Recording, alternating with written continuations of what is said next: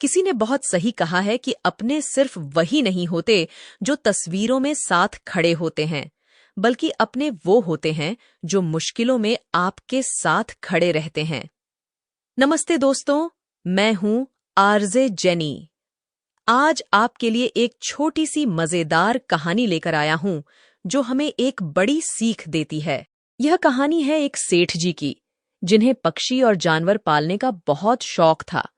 उनके घर में एक तोता, एक मुर्गा और एक बकरी थी।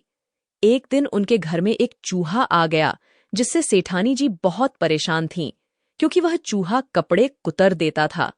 दिवाली के त्योहार पर सेठ जी अपनी पत्नी के लिए एक बढ़िया सी साड़ी लेकर आए, लेकिन चूहे ने उस साड़ी को कुतरकर उसमें बड़ा सा छेद कर दिया। सेठानी जी को जब अपनी नई साड़ी में छेद दिखा, तो वह आग बबूला हो गईं और सेठ जी से कहा कि चूहे को पकड़िए। सेठ जी शाम को एक चूहेदानी लेकर आ गए।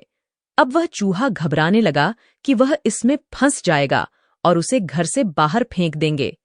उसने तोते से मदद मांगी, लेकिन तोते ने मना कर दिया। चूहा फिर मुर्गे के पास गया, उसने भी मना कर दिया। आखिर में चूहा बकरी के पास गया, लेकिन उसने भी मदद से इनकार कर दिया। सेठानी जी रात का इंतजार कर रही थीं कि चूहा चूहेदानी में फंस जाए। रात में एक खट की आवाज आई। सेठानी जी को लगा चूहा फंस गया है, लेकिन जब वह वहां पहुंची तो देखा कि एक सांप चूहेदानी में फंस गया था और उसने सेठानी जी को डस लिया। सेठ जी तुरंत अपनी पत्नी को अस्पताल ले गए। डॉक्टर ने कहा कि सांप बहुत जहरीला था और सेठानी जी को बचाने के लिए तोते का सूप पिलाना पड़ेगा। सेठ जी को घर में पाले हुए तोते की याद आई और उसे लाकर सूप बनाया गया और सेठानी जी को पिलाया गया, जिससे उनकी जान बच गई।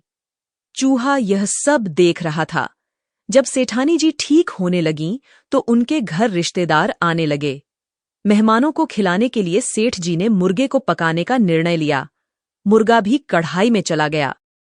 कुछ दिनों बाद सेठानी जी पूरी तरह से स्वस्थ हो गईं, तो सेठ जी ने एक बड़ी पार्टी रखी।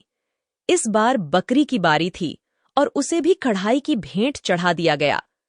चूहा यह सब देख रहा था और सोच रहा था कि काश इन सब ने मेरी मदद कर दी होती, तो आज इतना बखेड़ा खड़ा नहीं होता। यह छोटी सी कहानी हमें सिखाती है कि जीवन में अगर हम एक दूसरे का साथ दें, तो सब कुछ ठीक रहेगा।